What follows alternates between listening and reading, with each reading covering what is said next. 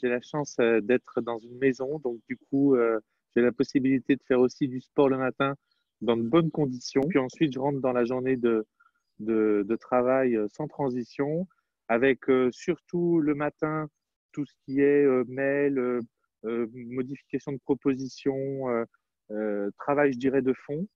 Et puis l'après-midi, plus des interviews en visio, des points one-to-one avec les équipes, enfin avec les membres de l'équipe indépendamment. On fait des réunions d'équipe, on a instauré ça 2 par semaine, et des vraies réunions en Zoom avec tout le monde.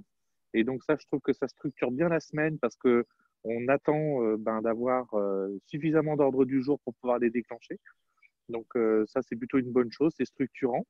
Et puis, effectivement, la vie en famille se mêle au travail. Alors, j'ai de la chance, c'est qu'ici, tout le monde travaille. Donc, j'ai des grands qui travaillent et même les petits, ils sont très, très chargés sur l'école directe. Donc, du coup, tout le monde est au même rythme. Mais, euh, mais c'est chouette, ça donne une bonne impression d'ensemble.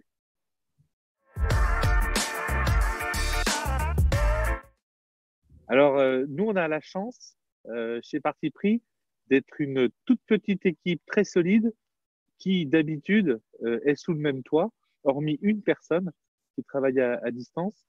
Et cette antériorité de relation, elle nous aide beaucoup en ce moment. Et je pense que ça a été un des facteurs facilitants quand on est passé du jour au lendemain au télétravail, finalement. Donc, les relations one-to-one, ça c'est tous les jours quasiment avec chacun. Les relations en groupe, ça, comme je disais tout à l'heure, c'est 2 fois par semaine. On essaie de faire une réunion qui dure pas plus d'1 heure. Et puis, ce que je trouve intéressant, c'est qu'on se dit d'autres choses. On va plus dans le détail, euh, sans rentrer forcément dans la sphère personnelle.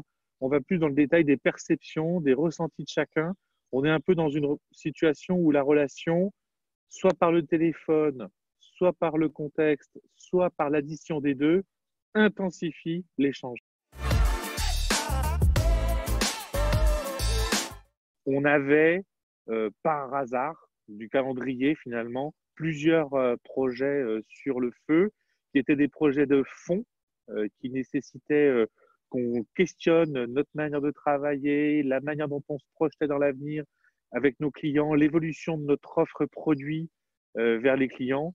Et on est forcé de constater qu'on est dans une très belle opportunité d'avoir le temps de le faire, à condition de savoir gérer ce qui peut constituer effectivement un stress, parce que on a assez peu de visibilité.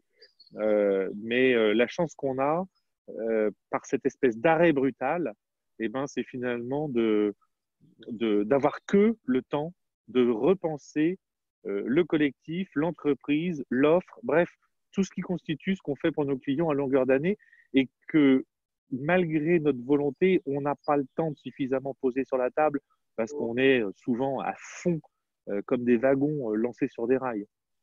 Donc ça, c'est manifestement le côté très positif qu'on touche du doigt depuis plusieurs jours déjà.